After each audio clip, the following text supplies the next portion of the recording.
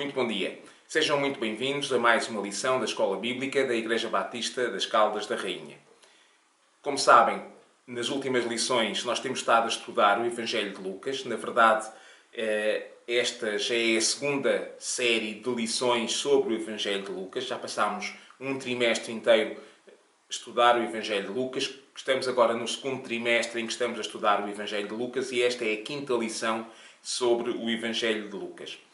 Por força do calendário, como sabem, nós estamos hoje a uma semana da Páscoa, de hoje a 8 dias é o domingo de Páscoa, então por força do calendário nós vamos avançar um pouco no relato do Evangelho de Lucas. Vamos estudar hoje aquilo que é conhecido como a entrada triunfal em Jerusalém, que antecede precisamente os acontecimentos relatados por Lucas sobre a crucificação e sobre a ressurreição de Jesus, que são, efetivamente, aquilo que é conhecido hoje como a Páscoa cristã. Portanto, nós hoje vamos estudar o texto em Lucas 19, 29 até 40, sobre a parte da entrada triunfal em Jerusalém. Na próxima semana vamos estudar, então, o relato da Páscoa em si, da crucificação e da ressurreição. E na outra semana seguinte vamos voltar ao nosso relato cronológico do Evangelho de Lucas.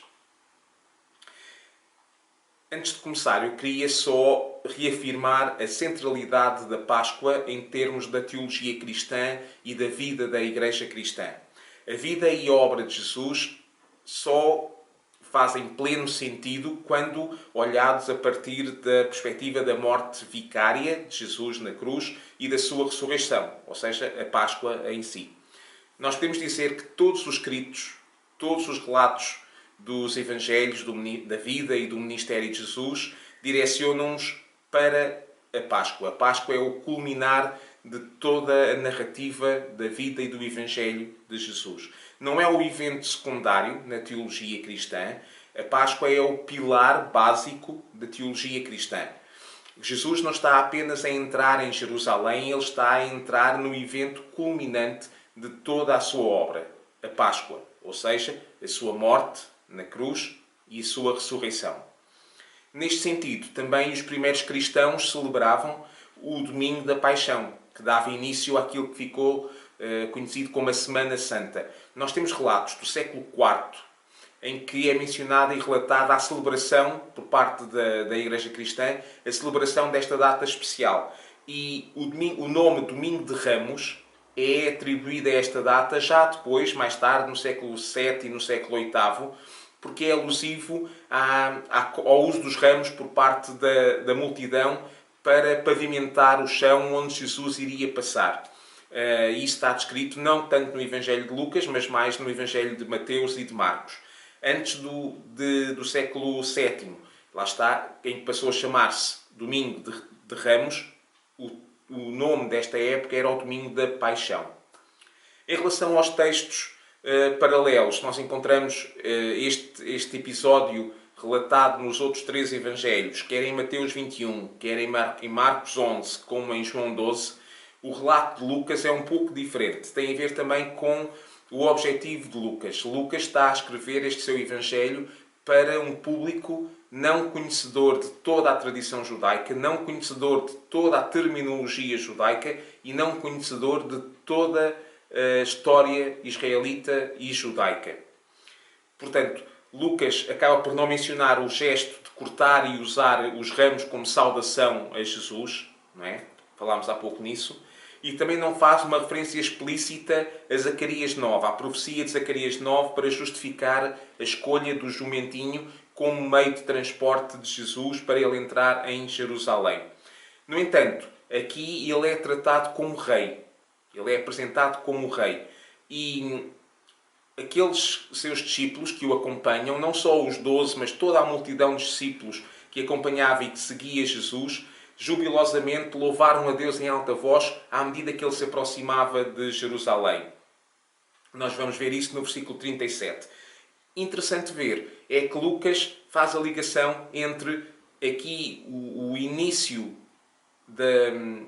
ou aproximar da hora da morte de Jesus, faz a ligação com o seu nascimento, porque, segundo no relato de Lucas, nós encontramos que a multidão de discípulos vai fazer uma saudação a Jesus dizendo paz no céu e glória nas maiores alturas, que era mais ou menos aquilo que os anjos tinham cantado quando do nascimento de Jesus, confirmando que aquele nascimento tão miraculoso que nós celebramos há uns meses atrás, no Natal, é efetivamente o nascimento do Salvador, do Senhor, do Messias prometido.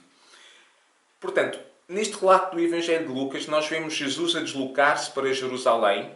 Cada passo que ele levava-o mais próximo da cruz. E ele já por 2 vezes tinha falado da sua morte iminente, em Lucas 9 e em Lucas 13. E agora, ao aproximar-se de Jerusalém, ele explica outra vez como ia ser morto e depois de morto iria ressuscitar. Nós estamos a referir-nos a Lucas 18. E esta revelação de Lucas 18 serviu de mote para tudo o resto que vai ser relatado nos capítulos seguintes, a partir de Lucas 19. Nós vamos então encontrar aqui aquilo que é conhecido como a entrada triunfal em Jerusalém. Há aqui uma crescente tensão entre Jesus e os líderes religiosos que eram contemporâneos dele. Diz-nos o texto, no versículo 47, que os líderes do povo e os escribas tentaram matá-lo, a partir daí procuravam matá-lo. Portanto, este é o culminar e o clímax de tudo aquilo que está escrito anteriormente. Jesus nasceu para este momento. Jesus viveu a sua vida para este momento. Todo o seu ministério aponta para chegar a este momento da crucificação e da ressurreição.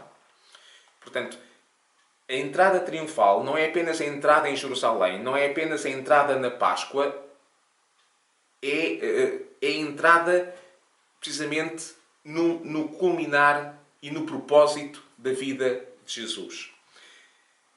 Nós vamos dividir o nosso texto em 3 partes. Ele não é muito extenso hoje. Nós vamos começar apenas no versículo 29 e vamos até ao versículo 40. Mas nós vamos dividir ainda assim em 3 partes, como costumamos fazer. Primeira parte, a secção 1, desde o versículo 29 até ao 34. A secção 2, desde o 35 até ao 38. E a secção 3, o 39 e o 40. No final, como costumo também, vamos aproveitar para fazer um desafio pessoal e uma aplicação pessoal às nossas vidas daquilo que aprendemos e que acabamos de ler. A melhor maneira para começar a tentar perceber aquilo que Deus nos quer ensinar é pedir a Deus que nos ensine. Por isso nós vamos orar e vamos pedir a Deus que possa estar connosco neste momento. Vamos orar. Senhor Deus, nós te agradecemos por este dia, nós te agradecemos por esta oportunidade de ter a tua Bíblia, de ter a tua palavra aberta à nossa frente, para podermos estudá-la e para podermos aprendê-la. Obrigado a Deus por o teu amor se manifesta de formas tão variadas, não só através das bênçãos que derramas diariamente sobre nós, não só através da tua obra misericordiosa e redentora de Jesus na cruz, mas também através do facto de podermos hoje utilizar tantos meios para te ouvirmos e para te entendermos e para estudarmos aquilo que tu queres para nós. Dá-nos, ó Deus, corações humildes e espíritos ensináveis para nós podermos aprender aquilo que é importante aos teus olhos e para nós podermos perceber aquilo que é necessário nas nossas vidas aos teus olhos. Em nome de Jesus. Amém. Muito bem.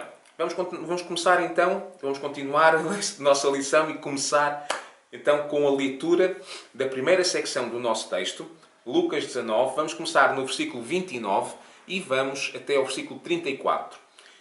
Como de costume, nós vamos estar a utilizar a Bíblia na tradução Almeida 21, das edições Vida Nova. Vamos então ler Lucas 19, 29 a 34. Diz assim: Ao aproximar-se de Betfagé e de Betânia, perto do monte chamado das Oliveiras, enviou 2 dos seus discípulos, dizendo-lhes: Vão ao povoado que está ali adiante, e, ao entrar, achareis amarrado um jumentinho sobre o qual jamais ninguém montou. Desamarrai-o e trazei-o. Se alguém vos perguntar: Por que o desamarrais? Respondereis assim: O mestre precisa dele. Partiram, pois, os que haviam sido enviados e acharam tudo conforme lhes dissera. Enquanto desamarrava o jumentinho, os seus donos perguntaram: Por que desamarrais o jumentinho? E eles responderam: O mestre precisa dele. Então, Jesus tinha finalmente chegado a Betfagé, nos arredores de Jerusalém, ali perto do Monte das Oliveiras. O nome Betfagé significa precisamente casa de figos não maduros. E a chegada a esta vila é significativa por causa de uma questão simples. É porque Jesus já tinha condenado o povo por ser precisamente como uma figueira que não produzia fruto. A outra cidade que é mencionada aqui, a outra localização, além de Betfagé e do Monte das Oliveiras, é Betânia, que é uma cidade que nós conhecemos do ministério de Jesus. Por exemplo, a cidade onde vivia Maria, Marta e o seu irmão Lázaro, que nós encontramos no relato de Lucas 10. Este Monte das Oliveiras também é muito central e é muito citado e acaba por ser o local onde mais tarde, depois da Páscoa, Jesus acaba por ascender aos céus. Por isso, a localização geográfica deste relato, com este triângulo aqui, Betfagé, que está aqui neste mapa, marcada com o número 1, Betânia, marcada com o número 2, e o Monte das Oliveiras, marcado com o número 3, a localização deste lugar é chave. Nesta região, começa e termina a Páscoa. Começa com o caminho para Jerusalém, a entrada em Jerusalém, todos os acontecimentos que vão ter lugar em Jerusalém, e depois a crucificação, a ressurreição, a aparição aos discípulos e a ascensão. No monte aqui ao lado está também marcado com o número 4, no mapa aqui ao lado, está também marcado com o número 4, o jardim do Getsemane, o jardim onde Jesus chorou, foi orar e deixou os seus discípulos a vigiar, que acabaram por adormecer, e ele foi orar e chorou aquele episódio famoso de Jesus ter chorado lágrimas de sangue, tendo em conta a angústia que vivia naquele momento, onde Judas chegou e o traiu com um beijo, e onde Jesus acabou por ser preso pelos soldados romanos, e onde Pedro cortou a orelha do soldado que prendia Jesus. Portanto, tudo lugares bem conhecidos da nossa história. Os contemporâneos de Jesus e os leitores de hoje, e aqueles que conhecem o Velho Testamento, notam que toda a cena que está aqui relatada nesta primeira secção do texto que nós lemos se refere a Zacarias 14, à profecia do profeta Zacarias que nós temos no livro de Zacarias, em Zacarias 14. É quando o profeta disse que o Messias prometido de Deus iria aparecer no Monte das Oliveiras. Está ali marcado no tal mapa com o ponto número 3. Para libertar o seu povo. Depois, é interessante ver que Jesus dá uma ordem aos seus discípulos. Vão ao povoado e ali ao entrar encontrareis um jumentinho amarrado. Há aqui uma clara intenção de Lucas em confirmar a profecia de Zacarias. Agora, o uso do jumentinho como montaria por parte de Jesus representa a paz, representa a humildade e representa que a maneira dele se apresentar e o reino dele não é igual aos demais reis e aos demais reinos deste mundo. Os reis, quando venciam uma guerra, voltavam à sua capital, à sua cidade, montados em cavalos. Simbolizava não só a autoridade, como o poder e a força daquele rei. No entanto, a realeza de Jesus é diferente. A marca de Jesus é diferente. Não é a força e o poder corrente ou baseado na violência e nas armas, mas é simplesmente a paz. Segundo o profeta Zacarias, em Zacarias 9, nós lemos: alegra-te muito, Zacarias 9:9, alegra-te muito, ó filha de Sião, e exulta, ó filha de Jerusalém. Eis que o teu rei virá a ti, justo e salvador, pobre, montado sobre um jumento, e sobre um jumentinho, filho de uma jumenta. Animais ainda não montados, mas que seriam novos. E há aqui também uma clara relação com 1 Samuel 6:7 e com Números 19:2, em que há a escolha de animais não montados como símbolo de pureza e como símbolo de pacificação. Aquele jumentinho, ele iria ter um papel muito relevante neste episódio da entrada triunfal em Jerusalém. Ele iria levar sobre si o Salvador, que em breve iria levar sobre si todos os pecados do mundo. Jesus, ao dizer isto desta forma aos seus discípulos, ele mostrou claro controle da situação. Ele estava a dizer aos seus discípulos que tudo estava planeado e tudo iria acontecer daquela forma. E se alguém perguntasse porque é que eles estavam a levar o animal, eles simplesmente tinham que dizer: o mestre precisa dele. E a palavra mestre designaria precisamente a autoridade daquela pessoa que iria montar aquele animal. E depois, a partir do versículo 32 até ao 34, nós vemos então que os discípulos reagiram à ordem de Jesus. Como é que eles reagiram? Eles obedeceram. E eles fizeram não só aquilo que o Senhor mandava, mas fizeram tudo como o Senhor mandava. E as promessas e as palavras de Jesus efetivamente cumpriram-se. Este é o primeiro exemplo que nós temos para tirar para nós deste relato de Lucas, deste episódio do ministério de Jesus. A ordem de Jesus era um bocadinho estranha. Se nós olharmos bem, as palavras de Jesus podiam não fazer grande sentido quando os discípulos ouviram aquelas palavras. Mas eles obedeceram. As ordens que Jesus nos dá, aos nossos olhos, podem também não fazer todo o sentido. Na nossa perspectiva, da perspectiva da sabedoria humana. Podem não fazer todo ou até não fazer nenhum sentido. Mas na perspectiva da sabedoria de Deus, tudo faz sentido. Nós lembramos-nos, por exemplo, quando Jesus, em Mateus 14, disse a Pedro para ir ter com ele. Jesus estava a caminhar sobre as águas e disse a Pedro: vem ter comigo. Sob a perspectiva humana, daquilo que o homem conhece, e daquilo que o homem sabe, e daquilo que o homem pode, não fazia sentido nenhum. Mas na perspectiva divina, na perspectiva da autoridade e do poder de Deus, faz todo o sentido. E precisamente por causa disso, sabendo disso, os discípulos obedeceram e fizeram como Jesus tinha mandado. Jesus não só sabia onde o jumento estava, como sabia que ele estava lá amarrado, sabia que ele não tinha sido montado e sabia o que é que era preciso dizer aos donos do jumento para conseguir trazer o jumento. E isso mostra-nos que a palavra do Senhor era suficiente para os discípulos obedecerem. Eles não precisavam de mais nada. Jesus disse para fazer, eles faziam. Então, vamos resumir o que aprendemos nesta primeira secção. Há aqui 2 pontos-chave nesta primeira secção. O primeiro ponto-chave tem a ver com a obediência dos discípulos. Independentemente de perceberem o como, ou o porquê, ou para quê, eles obedeceram. Porquê? Porque eles sabiam quem estava a falar. Eles sabiam quem estava a dar-lhes a ordem. E isso era suficiente para eles. O que Jesus esperava daqueles homens era a obediência, da mesma forma que aquilo que Jesus espera de nós hoje, cristãos no século XXI, é também a obediência. Porquê? Porque não podemos questionar? Porque estamos proibidos de pensar? Não. Porque nós sabemos quem está a falar. E sabendo quem está a falar, nós percebemos que podemos confiar. E que podemos simplesmente fazer. Porque tudo está correto. O segundo ponto-chave tem a ver com a participação deste burrinho, deste animal, referido no texto como jumentinho. A participação dele é imprescindível para este episódio, para que tudo corra de acordo com o planeado. Mas a participação dele é imprescindível na medida certa. Como se costuma dizer nas receitas em culinária, é QB, quanto baste. O burrinho tem noção de quem deveria ter todo o destaque naquela situação. Quem seria a estrela. Ele tem perfeita noção correta da sua função. E por isso a função dele é levar Jesus para entrar em Jerusalém. E a nossa missão hoje, enquanto cristãos, ao testemunharmos, é também levar os outros a conhecerem Jesus. E levar Jesus até aos outros. Nós somos veículos.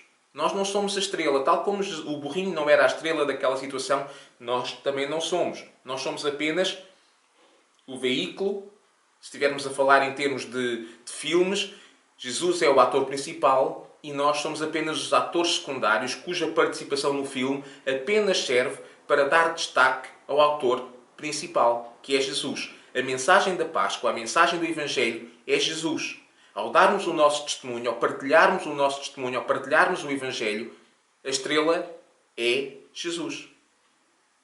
Então agora podemos ir à segunda secção do nosso texto. E a segunda secção do nosso texto está em Lucas 19, desde os versículos 35 até ao versículo 38.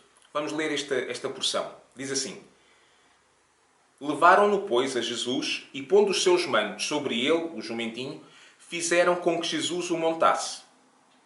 E enquanto ele passava, outros estendiam os seus mantos pelo caminho. Já perto da descida do Monte das Oliveiras, toda a multidão dos discípulos, alegrando-se muito, começou a louvar a Deus em alta voz por todos os milagres que tinha visto. dizendo: Bendito é o Rei que vem em nome do Senhor, paz no céu e glória nas alturas. A ação dos discípulos é fundamental aqui neste relato. Eles não só foram buscar o jumentinho, como eles colocaram as suas vestes sobre o jumentinho, ajudaram Jesus a montar e louvaram Jesus pelos milagres, e louvaram a Deus pelos milagres que viram Jesus fazer e aclamaram Jesus como Rei. E também alguns puseram os seus mantos no chão para pavimentar o chão para Jesus poder passar montado no seu jumentinho. Eles entenderam que Jesus era real, real no sentido de realeza. E estavam a dar a Jesus o tratamento dado à realeza. Aquilo que nós chamamos hoje o tratamento de tapete vermelho, não é? Os atos dos discípulos mostram que eles reconheciam Jesus como seu rei. E foi assim também, desta forma, montado sobre um jumentinho, que Salomão entrou em Jerusalém, aclamado como rei. Nós vimos isso em 1 de Reis 1. Aclamado como rei para suceder ao seu pai, o rei Davi. E os judeus que conheciam a história de Salomão, os judeus que conheciam as escrituras do Velho Testamento, sem dúvida, ao olhar para aquele episódio, notaram a semelhança entre a cena que se desenrolava à frente dos seus olhos e aquilo que tinha acontecido uns anos antes com Salomão. Depois, nos versículos 37 a 38, nós começamos a ver que ainda a olhar para Jerusalém, ainda a descer do Monte das Oliveiras, toda a multidão de discípulos, alegrando-se muito, começou a louvar a Deus em alta voz. Não foram apenas os 12. E atenção, muitas vezes nós ligamos ou pensamos que a entrada triunfal de Jesus em Jerusalém implica o louvor dado por toda a cidade de Jerusalém. Uma cidade ou uma população que seria um pouco... como é que se diz? Um pouco bipolar, não é? Em que num dia estaria a louvar a Deus por Jesus, no outro dia estaria a pedir a Pilatos que o crucificasse. Este louvor, esta multidão que louva a Deus, não é composta principalmente pela população da cidade de Jerusalém, mas é composta pela multidão de discípulos que seguia a Jesus. Nós conhecemos os 12, mas além dos 12 há uma série deles. Alguns são mencionados na Bíblia, como por exemplo como Maria, como Marta, como Lázaro, como Estevão. Mas há uma multidão de discípulos que seguia Jesus e uma multidão de seguidores que o conhecia e que o reconhecia como Messias, mas que não fazem parte daquele núcleo dos 12 que nós conhecemos e que Jesus chamou para ser o núcleo mais chegado. E são esta multidão de discípulos, e o uso da palavra multidão indica-nos que não eram nada poucos, que começam a louvar a Deus e começam a cantar em alta voz e a louvar a Deus em alta voz. Em Lucas 2, nós vemos como, no relato do nascimento de Jesus, nós vemos como toda a história e toda a natureza se coordenou para celebrar o nascimento do Messias prometido por Deus. Agora, em Lucas 19, nós vemos como toda a multidão louva a concretização da missão e do objetivo desse nascimento. E utilizam termos muito semelhantes. Isso é extraordinário. Jesus nasceu lá em Belém, precisamente para este momento. Jesus nasceu com um objetivo: morrer na cruz. E nós podemos ver em Lucas 2 que Jesus não foi mais um bebê que nasceu naquele ano, no meio daquela confusão do recenseamento ordenado por César Augusto. O nascimento de Jesus foi a concretização do amor de Deus por mim e por ti, para que pudesse chegar a este momento, o caminho para a cruz, para morrer na cruz e ao fim de 3 dias ressuscitar gloriosamente. Este é o Evangelho. Isto é o cerne do Evangelho. Lucas salientou, precisamente neste relato, a realeza de Jesus, dizendo que os seus discípulos o aclamavam como um rei. E esta linguagem é semelhante àquela que os anjos usaram em Lucas 2, como nós vimos.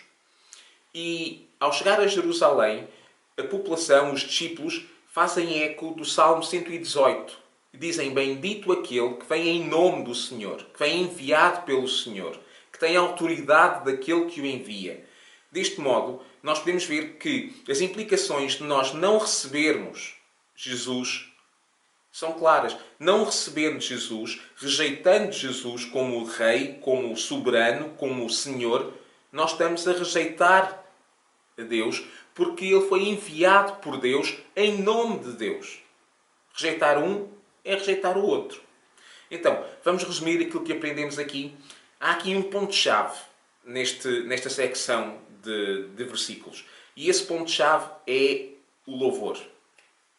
A atitude dos discípulos, colocando as suas roupas sobre o jumentinho, colocando-as no chão à frente do animal, mostra o reconhecimento da realeza de Jesus e da autoridade e do poder de Jesus. Não uma autoridade e uma realeza terrenas, mas divinas. E a resposta a essa realeza só pode ser uma: o louvor e a adoração. Como cristãos, nós somos chamados a louvar a Deus e a levar outros a louvar a Deus. É simples. O apóstolo Paulo escreveu aos Romanos o seguinte, em Romanos 12:1: Rogo-vos, pois, irmãos, pela compaixão de Deus, que apresenteis os vossos corpos, as vossas vidas, em sacrifício vivo, santo e agradável, que é o vosso culto racional. Isto é louvar, isto é adorar. E o próprio Senhor Jesus disse: assim resplandeça a vossa luz diante dos homens, para que vejam as vossas boas obras e glorifiquem a vosso Pai que está nos céus. Mateus 5:16. Portanto, como cristãos, o que é que Jesus espera de nós hoje? Adoração e louvor. Vidas que o louvem e vidas que levem outros a conhecê-lo e também a adorá-lo. A nossa resposta ao amor de Deus manifestado no sacrifício de Jesus na cruz é precisamente isto: louvor e adoração. E assim chegamos à terceira secção do nosso texto. Vamos ler então os últimos dois versículos, Lucas 19, 39 e 40. Nisto, alguns dos fariseus, de entre a multidão, disseram-lhe: Mestre, repreende os teus discípulos. Mas ele respondeu: Eu vos digo, se eles se calarem, as próprias pedras clamarão. Então, a resposta do louvor daqueles discípulos não foi unânime. As pessoas que estavam a ver e que ouviam, e algumas que certamente já se teriam juntado, nem todos gostaram daquilo que estavam a ver. Os fariseus queriam que Jesus repreendesse os seus discípulos. Isso não foi surpresa, eles já tinham dito isso várias vezes. Até porque já havia uma hostilidade, já não era latente, mas era ostensiva e era constante. Já tinha acontecido antes que os fariseus, se recusavam a ver Jesus como o Messias prometido de Deus. Por isso, eles agora queriam que Jesus repreendesse os seus discípulos, porque eles achavam que os discípulos, ao reconhecer Jesus como rei e dizer que ele vinha em nome de Deus, em nome do Senhor, estavam a cometer uma blasfémia. Eu tenho a certeza que, ao ouvir aquele cântico, ao ouvir aquelas palavras, a ver aquela cena, os fariseus, tão conhecedores das Escrituras do Velho Testamento, eles devem ter de certeza reconhecido a semelhança do que estava a acontecer com aquilo que encontravam nas palavras de Zacarias e mesmo nas palavras dos Salmos. A animosidade daqueles líderes religiosos para com Jesus tinha estado a crescer, mas agora tinha chegado a um ponto limite. Eles estavam ao ponto de explodir de fúria e certamente eles pensavam: mas como é que Jesus pode aceitar esta adoração? A adoração que só é devida a Deus. Isto é blasfémia. Será que ele acredita mesmo que é Deus? Esta atitude dá-nos uma previsão daquilo que iria acontecer a seguir. Nós já sabemos, porque já lemos a outra parte seguinte da história, mas daqui a pouco eles vão rejeitar Jesus, vão pedir que ele seja crucificado e vão escarnecer dele e vão pregar na sua cruz: aqui está o rei dos judeus. Mas a verdade é que eles não sabiam, mas ele era verdadeiramente o rei, não só dos judeus, mas de todo o mundo. Ele era o rei e não um rei. Depois, no versículo 40, nós vemos uma coisa muito interessante. A resposta de Jesus à provocação e à animosidade dos fariseus. Um bocadinho antes, se nós formos ver em Lucas 19, nós vamos ver que depois de Jesus ter identificado que ele era o Messias, depois de Pedro ter identificado que ele era o Messias, Jesus pede aos discípulos que guardassem silêncio sobre a sua identidade. Mas agora, ao caminhar em direção a Jerusalém e em direção à cruz, Jesus aceita o louvor como o Messias, como o Filho de Deus, como o enviado de Deus. Na verdade, Jesus até reforçou esse louvor messiânico, dizendo aos fariseus que se aqueles discípulos não o fizessem, as próprias pedras da calçada, as pedras que suportavam o templo e dos muros de Jerusalém, aquelas pedras estavam tão presentes ali à volta de Jerusalém e à volta da vida daqueles homens, Se os discípulos não louvassem, as pedras louvariam. E estas palavras de Jesus certamente encontraram um eco nos fariseus, porque eles conheciam bem Salmo 96, Isaías 44, Isaías 55, em que estes profetas e estas palavras destes salmos e destas passagens do Velho Testamento mostravam como toda a natureza louvava ao Senhor por aquilo que Deus era. E por isso os fariseus se calaram, porque eles perceberam a resposta de Jesus. Jesus era merecedor daquela adoração e se os discípulos não o fizessem, a natureza o faria, porque ele era verdadeiramente merecedor daquela adoração. A questão era simples. Silenciar os discípulos não ia negar quem Jesus era realmente, o Rei de toda a criação. Os líderes religiosos podiam não aceitar Jesus como seu rei de direito. Mas as pedras da calçada, as árvores, os pássaros, os céus, o vento, as nuvens, tudo isso aceitava Jesus. Tudo isso aceitava Jesus como rei, quer os fariseus quisessem ou não. A questão é que a verdadeira adoração não está localizada, não está focada ou centrada num estilo ou num local, mas sim numa pessoa, Cristo. E o facto de haver quem não reconheça essa autoridade e essa realeza não belisca em nada a autoridade e a realeza de Jesus. Porquê? Porque a autoridade de Jesus, a realeza de Jesus, não depende de ser reconhecida pelos homens. Em Mateus 28, nós lemos: E chegando-se Jesus, falou aos seus discípulos, dizendo: É-me dado todo o poder no céu e na terra. É-me dado por quem? Pelo próprio Deus. Portanto, a autoridade de Jesus deriva do facto de ele ser filho de Deus e a autoridade é-lhe dada por Deus. Ele não precisava que os homens a reconhecessem. É dele de direito. Então, vamos resumir o que aprendemos aqui. Há um ponto-chave aqui nesta secção. E esse ponto-chave tem a ver com o facto da autoridade e da realeza de Jesus ser sua por direito. Não depende de haver alguém que reconheça ou não essa autoridade. A autoridade é dada pelo próprio Deus, porque toda a autoridade é de Deus. E sendo Jesus Deus Filho, toda a autoridade é dele. Nós lemos também no Salmo 24, versículos 1 e 2, do Senhor é a terra e tudo o que nela existe, o mundo e todos os que nela vivem. Foi Ele quem estabeleceu os mares e afirmou sobre as águas. Portanto, independentemente da humanidade reconhecer ou não a autoridade de Deus, independentemente da humanidade reconhecer ou não o poder de Deus e louvar ou não a Deus, a criação louva-o. Um dos salmos mais bonitos é o Salmo 148, em que diz precisamente isso. Toda a criação se rende perante a autoridade e o poder de Deus. E o Salmo 148 diz assim: Louvai ao Senhor desde os céus, louvai-o nas alturas, louvai todos os anjos, louvai todos os seus exércitos, louvai o sol, a lua, louvai todas as estrelas luzentes, louvem os céus dos céus e as águas que estão sobre os céus. Que louvem o nome do Senhor, pois mandou e logo foram criados. E os confirmou para sempre e lhes deu uma lei que não ultrapassarão. Louvai ao Senhor desde a terra, vós baleias e todos os abismos, fogo, saraiva, neve, vapores, vento tempestuoso que executa a sua palavra, montes, outeiros, árvores frutíferas e todos os cedros, as feras e todos os gados, répteis e aves voadoras, reis da terra, todos os povos, príncipes e juízes da terra, rapazes e donzelas, velhas e crianças, todos louvem o nome do Senhor, pois só o seu nome é exaltado e só a sua glória está sobre a terra e sobre o céu. Ele também exalta o poder do seu povo e o louvor de todos os seus santos, dos filhos de Israel, um povo que ele ama. Louvai ao Senhor. Portanto, se os discípulos não louvassem, a natureza, as pedras, até as pedras o fariam. Então, vamos aplicar aquilo que nós aprendemos hoje. Efetivamente, a nossa sociedade hoje dá um papel muito grande ao Natal. Efetivamente, muitos celebram, mesmo os não cristãos, celebram o Natal, mas não percebem ou não celebram a Páscoa.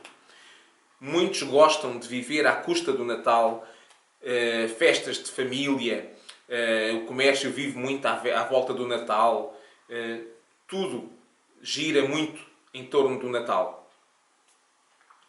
Mas a Páscoa nem tanto. E a Páscoa acabou por ser secundarizada em relação ao Natal. Mas a verdade é que a Páscoa é o acontecimento central do plano redentor de Cristo. É na Páscoa que nós encontramos a morte vicária de Cristo.